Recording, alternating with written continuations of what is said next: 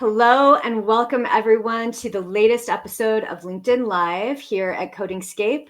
We are a software development agency delivering support for modern application development. As I like to say, we've got mad skills for mad projects. We've been hosting this series of live technology talks with the humans behind machines at Codingscape, featuring our expertise in the field, expert problem solving, and real solutions for real tech problems. I'm your host, Lauren Carris. I'm a product and learning leader here at Codingscape, committed to amplifying some of the greatest talent in tech. I am honored to host today's session with two guests who are actually complements to the typical engineering leadership we have. We have two great leaders in the product delivery space. Very excited to introduce to you Kim Sullivan. Kim, can you introduce yourself? Sure. I'm Kim. I've been in technology running projects for over 2 decades. That makes me sound old, but it's true. I started in project management and program management, transitioned into product management. Now I love doing roles that are hybrids, a little bit of everything, and just filling in where I need to get the job done. And now I'm running product and design at Codingscape, as well as doing hands-on client work here at Codingscape. And I've been here 3.5 years, and I love it. Awesome. And we have Susie Capone. Can you please introduce yourself? Yeah, hi, I'm Susie. A lot of overlap with Kim's intro because we used to work together in the program and project space together. In a few years behind her getting into that industry. And while she has kind of gone into the product space, I've continued in more of the ways of working space. So I'm now director of product operations and really just helping software teams, get into flow and make decisions together to build their products. Amazing. Over my time in product, I know that there are a lot of folks that are not quite sure what role to attribute to someone or how to attribute titles. So why don't we actually start, Kim? Can you describe what does product mean at Codingscape? And what is product leadership at Codingscape? Okay, so product at Codingscape can mean a lot of different things, right? We work with a lot of clients in a lot of different industries, a lot of different products that we're building at different stages of development with different teams and different locations. So really the role at Codingscape depends on the specific engagement or client that we're working with. Sometimes we're doing product strategy and really looking at, right, what does the company want to achieve? What are their primary objectives? What metrics do they want to move? And working with leaders and stakeholders to really determine, okay, what's the best way to achieve that through product or products? Whether it's even, maybe it's 1P or 3P or a combination of both. So some are highly strategic, some are strategic, and then you go right into execution, and then product managers are doing a lot more hands-on working with the development teams. Some engagements are largely execution oriented, right? A client might have designs. They might even have a PRD or what they think is a PRD, right? And then we'll come in and we'll read through it, flesh out any gaps or uncertainties, or help them prioritize if maybe they're trying to bite off too much. And then, the product managers will, again, work closely with that development team to ensure we deliver on time, filling in gaps on requirements and our uncertainties in implementation. Awesome. Before we transition, Susie, Kim, you mentioned P1, P3, and PRDs. Can you define each of these for anyone who might be listening who does not know? Yeah, so it's actually the inverse, 1P and 3P. So 1P is when you're building something in-house, custom development. That's largely what Codingscape does. But depending on what we're building, it might make sense to do 3P a third-party solution. So we'd run an evaluation of all the various third-party tools in a particular space. We've done that several times. A competitive feature analysis where we're actually hands-on, trying the tools, working with their sales folks, trying to understand what they do and what they don't do to help us determine, right, do we need to build 1P or custom software by Codengscape?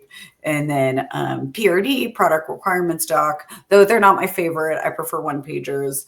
It's lovely when a client has some sort of written context on what they want us to deliver rather than just trying to pull it out of their heads, which is often not in alignment with another stakeholder, right? So having this written artifact of any length where there's agreement across stakeholders at the client that, yes, this is what we want to proceed with. That's actually quite rare to get that in our engagement. So I think our product managers really excel at driving that alignment as well. See, my mind was already going to prioritization, right? P1, yeah. P2. No, not yet. Not yet, Lauren. I know. Hold your horses.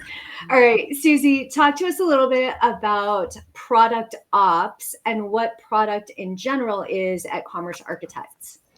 Yeah, so product operations, really, if we think about kind of product management, figuring out, aligning voice of the customer, voice of the business, and what are we solving, and kind of discrete deliverables and strategic deliverables. Product operations is really how does that work flow through cross-functional teams, right? So figuring out how are we making decisions at scale, where do we need more consistency? Let's make sure we have as little kind of bureaucracy, of course, as possible, just to make sure we are aligning work to the problems we want to solve. We love those phrases, right? What problem are we solving?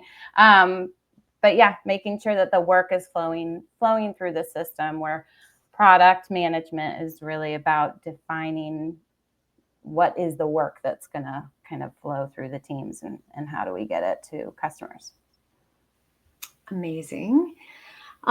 Kim, I'm wondering if you can elaborate a little bit. So we now have product in many varieties at Codengscape because of the nature of our software delivery agency. We have Susie, a definition of product operations that is supporting the operational delivery or the operational execution of whatever product management and leadership has defined. But there are a couple of other PM kinds of roles that float around, right? There's program managers, there's project managers, and I know, Kim, you have worn many hats over the years. So could you give us a little high-level summary of the difference between some of those roles? Yeah, sure. So yeah, I started my career as a project manager in the very traditional sense, like waterfall was in action. There was no agile or scrum, right? You had like written binders of what the acceptance criteria was for every phase, and it was ultra detailed. And project managers really manage how and when a project was delivered. So, what are the processes we're going to follow? What are our team agreements? What's the timeline, and managing the risk to that timeline, and always making sure, the status of a project at any given time, and or mitigating when a project is going off track. And some project managers take on the Scrum Master role, where they're, running the agile principles or agile practices like daily stand-up and grooming, and or assisting a product manager in grooming and retrospectives, things like that. Program management, more traditionally, at least in the organizations I've worked with, is almost overarching multiple project managers, right? It's pulling together a larger initiative that is a combination of multiple teams and or multiple projects into a overarching program where you might have a weekly meeting where you're checking in with all of the leads on the various projects underneath. So it could be also talked about as a scrum of scrums if you're in that type of setting. And then program management is still pretty similar to project, just at a higher level, right? How is the whole program operating? How are you reporting on status across the board? How are you managing risks across the board? You might get into some resource balancing as this one's going off track. Maybe you need to shuffle resources from over here to over here, and making sure you're having those conversations. And then product management is the what are we building? Ultimately, product managers are still very much responsible for delivery, the when, and making sure the when happens. They should really be in sync with the project manager if there are both roles on a project. What gets fuzzy for me, and I think what is really awesome to have Susie here for, is when I think of product ops and I, read job descriptions that are out there or work with various folks in that role, product ops seems very similar to program management in a lot of regards. So I'm curious how, Susie, you delineate those two. Yeah, and it's so specific to the content, like to the company, right? These titles are, as with most titles, so different, right? Within different companies. So I've seen program management go two ways, where it is really on paper, really it's the same thing as product operations. What are our ways of working? How do we kind of make decisions at scale? And just figure out how we move kind of bigger pieces together on a regular basis.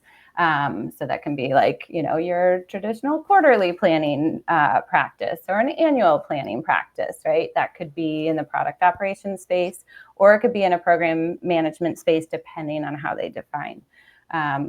define those roles. But also program manager can be just like, I've seen it just like you described. It's still, that role is still dedicated to kind of a finite body of work. It's just a bigger group of projects that kind of roll up to programs. So it gets confusing because we all use these titles differently at different places. But yeah, so for some folks, really the program manager is how some folks are thinking about product operations roles. I think product ops is just like a cooler way to say it, since project management kind of fell out of style per se in some organizations. And so I feel like it's just rebranded. That's why you have to be careful, right? I mean, I think the difference hopefully is really, it is more in the space of like product-led organizations, right? Understanding and using data to help inform decisions. So it pulls from the product discipline a little bit differently than where program management pulls from the delivery discipline. So that's probably, but you have to look under the hood on any of these job descriptions, because it definitely could just be a rebrand of like, nope. Yeah.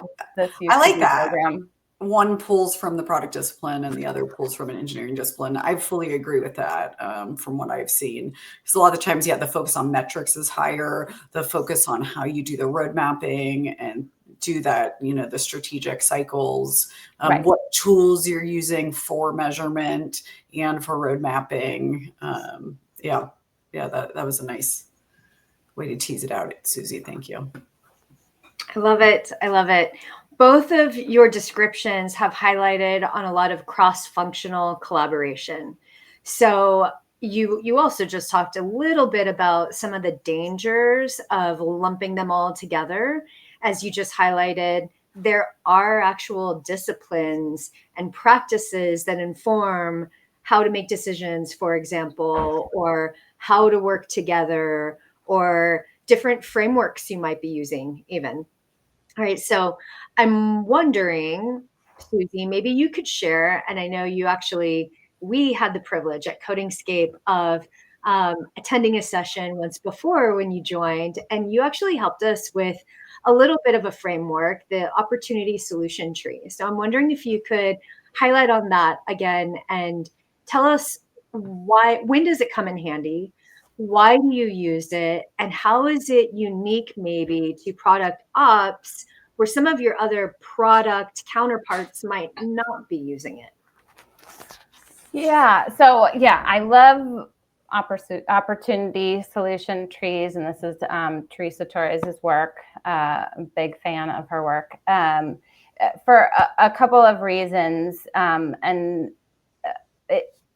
I guess I'll say in a cross-functional group, right? You have lots of different ways of thinking about how we're going to solve this problem, and it can be very enticing to go right to like, this is the solution. This is what we're going to build. And what the opportunity solution tree practice can help you really kind of be focused on, but why, what is the opportunity? What are we going after? Because that's going to then inform what you build when you go right to solutions. You can end up with something that maybe isn't solving what the actual problem is. So it's a lovely practice, and it gets the group together to kind of externalize some of these things. So that's the other element of it in terms of visualization and collaboration with cross-functional groups, because they all have different context that needs to come to bear in order for us to build the right thing, right? So it's voice of the customer, voice of the business, voice of the stack. All of those things need to be in the conversation, and having a framework that visualizes it and teases that out from the different groups is an alignment play, for one, but also it helps you focus on these are the right things. And I like doing it in a couple of different ways. You can start with the opportunity, but also you can reverse engineer. So if you're working with folks and they're kind of right at the let's just build this, it's a really nice practice to kind of reverse engineer it and get to the opportunity to get folks aligned. And I find even when you go up and down the stairs, like it's really hard, right, for different types of brains that just want to like, I know what we need to do, let's go. But which is great, but you have to have both of those conversations. And so having a framework that can get brains comfortable in both the opportunity space and the tactical space is a really nice way to do it. Did that answer the question? I went off on on practice.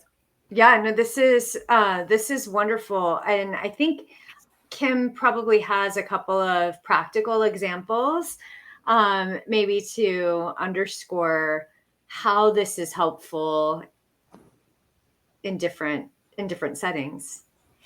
Yeah, I'd love to jump in on multiple things. So in practice, I've seen it be really good to also align within a team. A lot of the times, various roles, a tech lead, even engineers that are passionate, right, about what we're building, or designers, they often want to start in different places, right? And aligning on, these are all the opportunities. These are all the places we could start, but we're going to start here. But then it's documented, and others, the team and folks outside of the team can see, right, these are other areas that we recognize and we might get to, right? It's just not where we're starting. And so I think that's really, really powerful. And then, absolutely doing the reverse engineering on what actually is the opportunity and business objective, I think is really, really powerful, because I'm in so many settings where, you just jump to the solution. It's everyone's tendency, right? Or if maybe something's a leadership driven request and you kind of have to reverse engineer that. And it's really, really helpful for that alignment that you talk about, Susie. I love it. I think not every client that we interact with is familiar with that framework. And so it can be really helpful, like you said, Kim and Susie, in aligning cross-functional, not just leadership, but then also team members. Because at least in our case at Codingscape, we often come with sometimes a problem that is already defined. And then we unpack it to understand there are actually more opportunities or perhaps even a more significant value-driven opportunity where we could support delivery, where, just using a good framework to actually articulate that, get that alignment. And that is one of the things I love about product work in general, is the cross-functional teamwork, collaboration, and alignment pieces. So great tip there. Curious, what other trends are we seeing today in the product world? You've mentioned alignment, clearly. You've mentioned a couple of frameworks. You've mentioned the value of product ops. But maybe, Kim, if you don't mind highlighting a couple of other trends in product related to some of these threads that we're seeing. Yeah. So the first thing that jumps out is I went to Lenny's Summit last month, which was awesome. Plug for that for next year. Although saved me a seat. Claire Vo from Lunch Darkly, she spoke a lot about the concept of collapsing of the talent stack. I'm pretty sure Scott Belsky, he's written a lot about that as well. And it's this notion of, with AI now at our fingertips and having the ability to really be able to stretch into other functions that maybe you couldn't as easily stretch to in past, we're really collapsing that classic trio of a product manager, a designer, and a tech lead, right? Like, Lauren, I know you're really well versed on what tools are out there to, right, come up with concepts and designs, right? Text to wireframes, text to high fidelity designs. There's so many tools now that you could use. And though I would argue that doesn't work in all settings, right? It, again, goes back to your situation, the personalities at play, who's already in the mix, right? How particular do you want to get something, versus how flexible maybe a client is. But I really did subscribe to that talk a lot. And I'm thinking more and more about how I could stretch myself to learn these other functions and use things like, V0 replit, and things like that to really try to just make myself, right, a lot more versatile. And I think that's going to be really, really important for product managers. Even if you have those other roles, it's still really helpful to accelerate those conversations with your internal team members. Acceleration. I love it. And it seems like not just the cross-functional is one piece where you are connecting and orchestrating and routing different team members across functions, but what you just described about the trifecta, maybe, right? Product design and engineering, and the almost merging of some of these roles with a lot of new tools. So, Susie, maybe you can share a couple of trends that you're observing in your space, specifically around product ops, and what's coming up for you. Yeah, well, product ops is a trend in and of itself, right? Mm-hmm. So the concept that this is its own discipline, whether it's within a product manager role or a dedicated role. So that's where I've been most interested to see how that's shifting and how that trend is taking place. Yeah, I guess, but also at the same time, a lot of the things that are hot topics about like the product manager role and research role and all of these, it does seem like it's a recurring trend, right? That we're still trying to get this all right. So I'm always interested where different we do, we can collapse it and be more generalist in some sense. These things keep recurring, which I think is also fascinating, right? Yeah, with new names yeah, exactly. It's really just, right, you have these 100 responsibilities that teams have to do when you deliver products, and how you slice and dice them, and what you call them, and who wears the hat. It's all just cycling on the same. It is. So we're continuing to iterate on the problem. That's true. We're going to be meta. Right.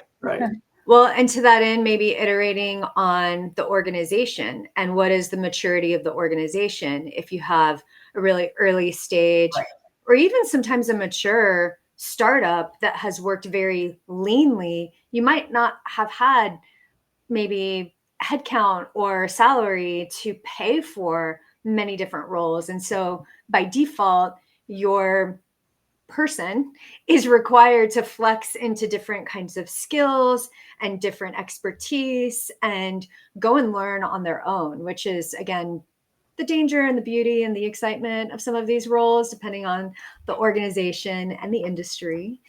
So there's a really interesting and related question that came through. What are the most critical metrics that product leaders should track?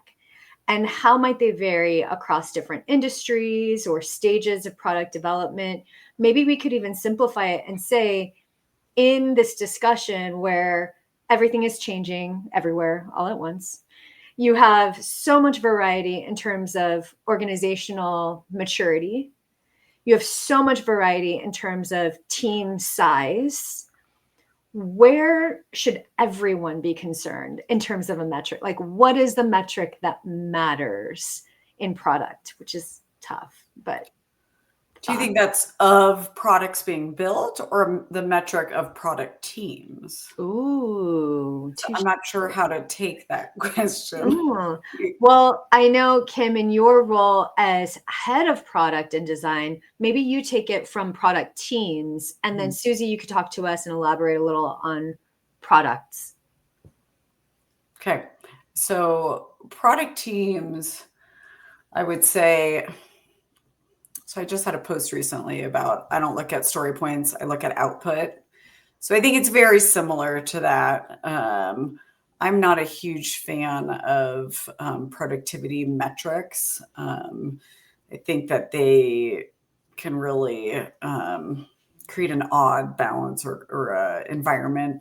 And for me, it's about, are people delivering, right? Are they making progress if they're in the discovery stage of a product, right? Like, have they talked to users, right? Have they put together different workflow diagrams? Have they written stories or documented requirements, however they choose to? And they're making progress, right? They have a clear timeline. You know where they're going. You know when they're planning. It's going to wrap up-ish where they're going to have a general sense of what they're building and when, right? And if they're in execution, right, is the team delivering? Are you starting to see things in production, maybe behind a feature flag? Are there demos? Are there things actually delivered to customers or, beta testers, and just following the progress along the way? And I think that's far more important than some sort of analogous metric to number of PRs for product managers. Yeah. Susie, you can riff off of that because I know it's partly operation. I was like, yeah, go for it. I mean, so agreed. There's just fake math that is weird and people cook the books. And it's, when I think like on story points, right, there's value in having shared understanding of complexity. So like at its inception, there was a cool idea, but once we decided it was shared understanding of progress, it gets away from you. So when it comes to product teams, I think understanding flow through the system. And I also think getting perception data, I think we discount perception data, like to have folks say, how hard is it to make a decision? For me to have that understanding of how that feels for an organization is so helpful, because then you can okay, where is the friction in those things that are not code based, but how do we work together? And decisions is a really cool pain point that comes up over and over again. So I do like a mix of flow data and perception. Susie, I want to just highlight that perception data, I think, is so critical, especially for organizations that are in moments of transition. So if they have grown a lot, if the product, for example, has seen a huge spike in maybe customer base or usability, any one of these moments of transition, maybe the company has undergone some organization changes or needed to transfer to a new, operating system, right? that perception piece of how the team feels and how the team is able to quantify and think about their work can be so important in terms of a measurement. So I just wanted to underscore that, because that, I think, is the root of product operations roles, and that insight where your typical product manager it might not be on their radar. They're focused on, like, monthly average users or some other metrics that are really important to the craft and to their role. But that operation piece, especially for transition moments for organizations, so valuable. Yeah. And we talked a little bit about, like, how do things shift as you scale? And so understanding where those points of scale are happening and hurting and shifting as a result is super powerful for an organization, right? You don't want to always reinvent everything, but you do have to adjust to how when your context changes. So, yeah. And then on product metrics, the annoying answer, like, it depends, but it really does. So, right, where are you going? And then you have to get very clear on where you want to go strategically and figure out what the metrics are. I think the main thing that I find trips organizations up is only having like a few metrics that are either all leading or all lagging. And you really need both to be able to tell the story better, to understand what is moving needles, and obviously to get away from the vanity metrics that just like, okay, engagement is great, why do we care? I mean, I think if we always ask why do we care about the metrics and what would we do if it goes a different way, it can help you kind of define them better. But yeah, I struggle with these are the metrics as an answer, just because of my personality. Yeah, I like that. In the ed tech space, the vanity metric was engagement. And I would counter that with, well, just because a learner or a user is clicking on a page or on a feature does not actually mean that they learned. So if this is a space of measuring learning, how do we start to implement some metrics that actually get closer to that? Because that vanity metric of clicks and sign in means nothing in learning. Right. Yeah. And another good question when we get into metrics is, what are the unintended consequences if we hyper focus on this? What silly thing could we end up doing if this is all we care about? And it doesn't mean you won't end up using it in concert with other things, but it can kind of help you get to it. Love it. Kim, do you have a follow-up there? I mean, I have a lot. There was a lot of threads starting and stopping. When Susie was first talking about looking at overall throughput of a system, as well as general sentiment, right, or perception, I actually thought she at first was talking about for products, right, not necessarily for the teams, because that's pretty similar, right? Like, are your users getting through the desired flow from end to end, right? And then there is the more subjective, data where it's the qualitative, right? Is it easy to use? Is it simple? Kind of the softer stuff. What's your satisfaction score after using it? So I think you could draw parallels there between the teams themselves and what you're building with a product. So that was one thread while you guys were talking. And then another one is just, I think for metrics, I love your point about you can't just be like, okay, we're going to track these 10 things, right? Like, you have to say, like, what ones do we really care about? And can we pick just one, right? So if you've done your opportunity solution tree, you decide to go after a particular solution, what is that one metric you're trying to move? And I think it's really, really important not to focus on too many and to focus on the right ones. So one of the product managers here at Codingscape, she's recently brought some language around, like, what is that critical action that you want, right? And it has to be the right action. So, for example, a wrong action might be if you're building let's say you're building a collaboration tool, right? And you're rolling it out with some beta testers, and people are just, basically like they're starting chats, and they start a lot of chats. But like that's kind of part of the testing steps, right? Like that's the first step you're going to take. So like, is that really the right metric to track, that you've had like, oh, the testers started 50 chats? That probably isn't going to be the right metric. You want to see that there's like follow up after maybe the testing period, or there's engagement back and forth. It's not necessarily that you've started that, right? It's about finishing it or getting deeper into what that action you really want to see the user take over the finish line. Man, those actions, it's so important. There's another related question. How do you balance quantitative data with qualitative feedback when making product decisions? So we talked a little bit about quantitative and qualitative for the team and what that means for teaming decisions. But when making product decisions, you started to highlight on this, Kim, with like NPS scores or user satisfaction. But I'm wondering if you two have any tips on how to balance it for product decisions. You want me to go? Sure. Yeah, go. I mean, it's both, right? And you weigh one more than another in various scenarios. Some products, it's not going to be very straightforward and you're not going to get good data. And other products, it's really simple, like e-commerce, right? Like, did they finish their checkout, right? Like, that's pretty obvious.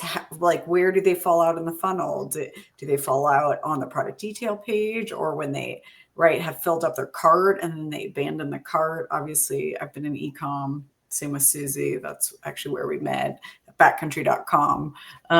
So some things are going to be really, really quantitative focused, and then others are going to be more qualitative focused. Maybe you're building an internal tool that is, it's going to save time.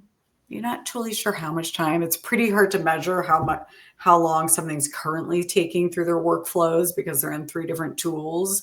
So it's really hard to get that baseline data to be able to say, okay, this is where we're at now, and this is what our improvement was. It's going to be a lot more qualitative, and you're going to have to use surveys, and you do the best you can, and you balance both given the scenario.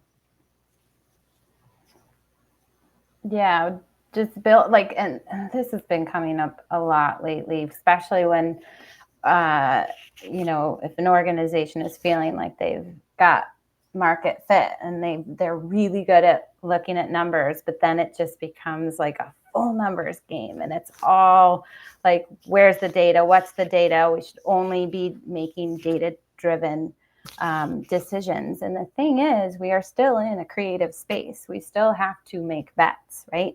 And that is part of the judgment that we have to bring to the table, that we are looking at not just the things that are like, let's just optimize this workflow to the nth degree. We do need to kind of innovate. And so I think there's an element, I guess the way I've been thinking about it lately is, for table stakes, like, yeah, get nasty on those metrics, right? That's okay to live there. But where you're really being like, this is our differentiator, this is where we've, used the language of like, we want to make bets, we want to, have bigger swings here. That's where it's not, the dashboard that you're going to do for, your add to cart is going to be different than the dashboard that you do for, I'm so bad at hypotheticals, say like a personalization play, right? Or something like that you like, maybe that's a bad example, but the idea is table stakes, lots of math is helpful, lots of data is helpful. But for those bigger kind of more creative plays, you probably want to lean into that. You're making a bet, so you're gonna have less data. Yeah, I'm a big fan of complementing the data, right? So you make some, as you said, some big bets on where you think you're either going to push your team or your product. You are building alignment so that is still in line with and supporting your opportunity, because there's nothing worse than competing agenda there where your opportunity is not actually defined by the metrics that you've identified. You're using maybe some sort of popular or vanity metrics that don't actually show that you're moving the needle, right? So must be complemented in that way. And then I love the question of, how do you know? How do we know that we know? And asking, 5 more times. So sure, maybe we have some quantitative analytics based on a user flow. Great. Maybe we also have some quantitative analytics based on some sort of trigger that we're measuring. But can we validate that with some qualitative feedback then, and really carefully crafting, whether it's that NPS survey or through validate it even through some of the user experience interviews or research. And I just love that complementary piece, because you can get really narrow-minded and think that you've done it all, right? You check everything off. You're proud of your work and your team, and you're still failing, and nobody knows why. So it's such a balance and such a trick. But I love this complementary, complicated, depends. And I think that's related to one of the skills, Kim, that you actually identify in the product roles at Codingscape, which is both second order thinking. So really anticipating down the road, where might we get this wrong, right? How might we be measuring something that doesn't actually matter? How might this be superficial in the short term, or make it in the short term, and in the long term is totally going to shoot us in the foot? So I'm wondering if you can elaborate a little bit on that skill, Kim, and why it's so important. Yeah, I do love second order thinking. So it's about anticipating, right, what comes next. So you're right. In the short term, you might move a number, right? Or you might, get some set of work done. But what does that mean next, right? In the case that you move the metric, could it move other metrics the wrong way, right? Like, could it mean something else? So you're always being cynical in your thinking in a way where you're saying, right, well, what happens next? Great, we completed this milestone, but how are the other ones looking? Do we have any new information that might change our thinking on how we're going to deliver those remaining points or those remaining deliverables?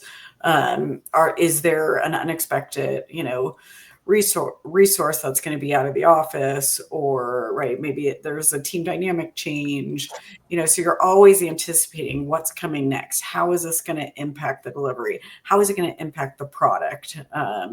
And you're almost playing devil's advocate all the time, and you're doing it while looking ahead and trying to see the future. I kind of talk about, right, having that magic ball or that 8-ball where you're constantly like, okay, what's coming ahead, right? Like, live a month out. Like, if you're 4 weeks from now, are you in a bad place, right? Are you going to miss that date? Are you going to be too late on something? Did you miss something along the way? So using second order thinking to always question current thinking of the team, your own current thinking, and making sure you're planning accordingly with mitigations and or getting ahead of it. I know, Susie, you probably I love it. A ton. Yeah, I have different language around it, right? But I think of it as like the scientist approach, right? You're just observing, like, and you want to make sure you understand, but it's the same exact thing, right? And there's no solution bias if you're in that headspace. You're not like, well, right, I know, or confirmation bias, right? That we're going to do this and I expect this to happen. It's constantly like, yeah, what could happen? Yeah, I often call it selective cynicism, because, right, you don't want to be cynical in every part of your job. I mean, then you're just not going to make any friends and people are going to get annoyed with you. But if you're selectively cynical, so that's, I think, what you're saying, when you get in this headspace, then you do that, right? You don't want to carry that all the time, but making sure you ask questions, and ultimately you're zooming up and seeing the big picture and anticipating what's coming next. It's interesting because you're both talking without naming them about a couple of different maybe product personas, right? There's the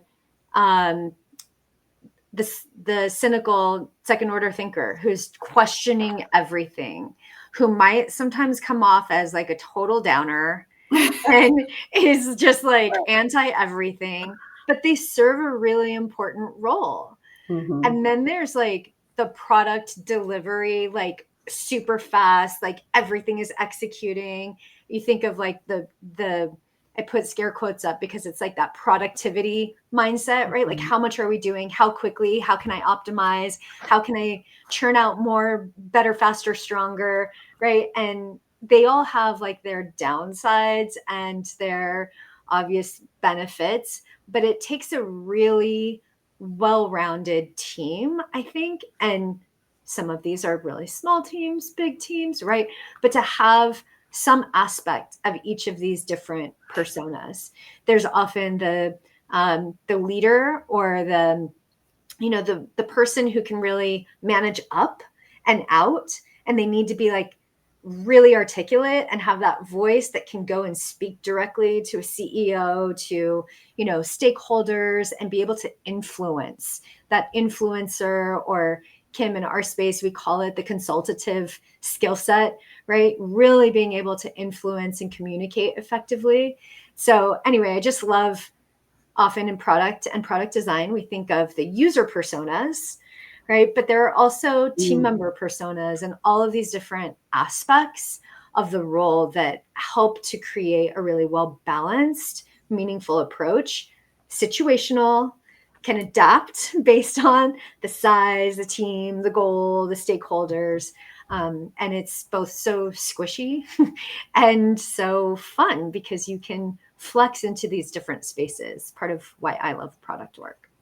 Yeah, I love that. And I think always being honest with yourself, if you're playing different roles, in your day to day, a lot of the times in meetings, I'll say, all right, with my product management hat on, this is what I'm thinking. And then I'll say, okay, with my project management hat or my Codengscape delivery hat. So I often characterize what hat I'm wearing before I make a statement so that people understand, right, where I'm pulling from and why I'm asking a question. And so I think when you are finding yourself in a position where you're playing lots of roles, it's really, really helpful for the user, right, or your audience to understand. Yeah, I do that too, and I feel like I'm just realizing I got that from you. Maybe. I like always do the like, here's this hat, as if it's like a hat. Me too. Who knows, Susie? I think it's so important in tech because everything is changing all the time, right? It's especially important in startups, but more and more, any organization, whether it's big enterprise or long-standing organization, the world of work is changing. And so the ability to adapt and know what matters, know how you have to adapt for the right purpose is really, really critical. So I'm wondering, for both of you, what advice might you have for CEOs or founders so that they might work really effectively with their product teams? Oh, yeah. I'm going to jump in quickly. I would say, right, start with the problem. It's so cliche, but it's really tempting as an executive or a senior leader in an organization to just jump to, this is what we need. This is the solution. This is the tool. And then just to kind of deliver that order to go ahead and make it happen. And quite frankly, they're senior leaders because they got there for a reason, right? They're really smart. Maybe they've played the product role. Maybe they've been an engineer. And 9 out of 10 times, they're probably right? But not always. And I think making sure as a leader, you stay open to the fact that you could be jumping to a solution or jumping to conclusions, Matt, Office Space reference, when maybe you shouldn't be. And so by starting with that problem and letting the product managers do their job, let them vet the problem, vet the various opportunities, the various solutions, and maybe you'll land on the same solution. Maybe you won't. I mean, look at startups, right? They'll often start with one product. 5 years later, they've pivoted 5 times and now they found product market fit. Well, I think the same can be true internally as well within organizations, where you have to make sure, you're still doing that due diligence and verifying what the problem is that you're trying to solve, and be open to pivots. Yeah, I would plus one all of that. And then I think, kind of, Lauren, tying back to like these well-balanced teams and what that looks like when we all are playing different roles and kind of pulling from different ends of the rope. I think the best thing is self-awareness, know your ways of working and surround yourself with people who work differently and figure out how to do that well. And it gets to, Kim, to what you said, that enables you to, like, if you're doing that, then you're going to stay open to what your trusted advisors are telling you to do. And you still might veto it. I mean, that's going to happen, right? Yep. I think on the flip side, there's a lot of leaders out there who just want everything to be consensus, which is really hard as well. Like, we have to have a take and make calls when we have all that information. So I think that's all just, grounded in have a team that you fight with, but have it be healthy debate and be open to learning. And I think that's the key. I think that healthy tension is so important, which leads me to my last question before our lightning round. But this is a tension between fractional versus full-time. How do you know when it's time to hire someone full-time, internal, versus seek out, to your point, Susie, like, surround yourself with people that can help?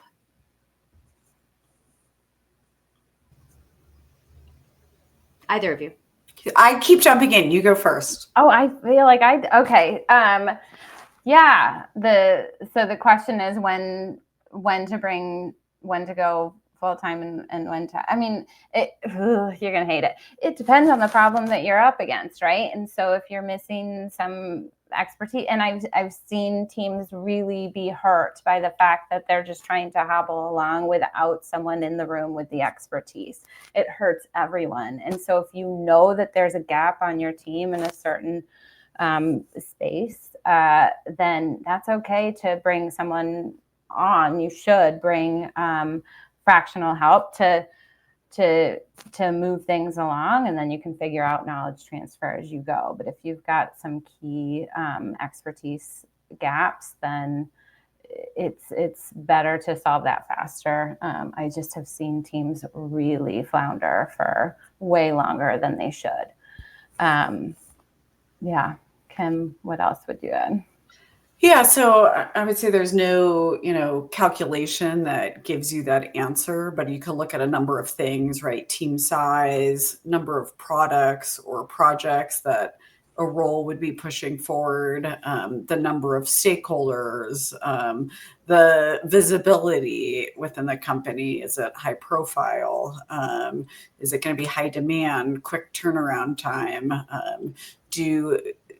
Does whoever's hiring, do they expect immediate responses, right? Like, I think that's where at Codingscape, we often run into challenges if we do put a fractional PM, but the client wants an instant reply, right? Because they're on 8 hours a day, 10 hours a day, and they don't want to wait till the next day, right? That's where you're going to run into a problem, and you got to be honest with yourself. You probably need to hire a full-time PM, whether it's, a consultant or in-house. That's kind of another decision that we could look at maybe at a later day. But, you just have to basically look at the load, look at the expectations, and then make your best guess. And you could always adjust, right? Like, you could always start at 20. Most of the time it ends up going to 40. But in some cases, right, if it's a pretty small team, if it's a product that's in maintenance, maybe they're just doing small optimizations, right, you're going to be able to get away with fractional. So to Susie's point, right? Talk it out, discuss it with various team members. And I think you'll have a good sense of if you need part-time or full-time. So basically define the problem and put some good metrics around Use it. that And product thinking. Yeah. Solves everything. Love it. Time flies when we are talking shop. So I'm going to do one quick lightning round question. And it is, where or who or what is your favorite place to learn about product work? So your favorite product leader or space or school or podcast? Kim? Okay. So I mentioned Lenny's earlier, right? Having gone to the summit, and that summit jazzed me up so much, being around like-minded individuals. All the speakers were just incredible and so experienced, and it really increased my enthusiasm about that community as a whole. Admittedly, I'm caught up in the throes of the day-to-day in both Codingscape and in client work, that I am not very good at making sure I carve out time to read newsletters. I'm not a podcast person. I'm not an auditory learner. So that doesn't work for me. I like to read as quick as I can. So I want to carve out more time for that. So I actually just joined a community called Sidebar, and I'm going to be using that group to hold me accountable. You get like your own personal board of directors to hold me accountable to make sure I do continuing education myself, even when I'm caught up in the thick of the day-to-day. Oh, I love that. Susie, how about you? I mean, I am a voracious reader. So I'm like clicking on LinkedIn articles a lot more than I should, let's be honest. But kind of similarly, I connect regularly with former colleagues, and I have weekly jam sessions where we're learning from each other, and that is frankly my favorite. I love reading, but like my favorite is like really digging into the problems with people that are in the same space. That's my place of learning. Well, it sounds like accountability is the thread in whatever variety. So I want to thank you both for joining, for holding me accountable to more learning about this, and for sharing all of your insights. I'm going to go ahead and wrap up with our closing remarks. We have a series of this LinkedIn Live session going on for a little bit, and we're going to continue through the new year. What we want to offer to folks who are listening is that we've got case studies, reports, guides, how to work with outsourced teams at codingscape.com. Be sure to check us out. You can always talk with a human about the work that we do. Just send a message through our contact form. And we are currently offering technical audits, product roadmap reviews with our CTO, and always evaluating tech stacks, code, development capabilities, and teaming along with skills. So join us next time. Thank you both again so much. It was a pleasure, and we will see you later. Thank you. Thanks all. That was fun. Bye, guys.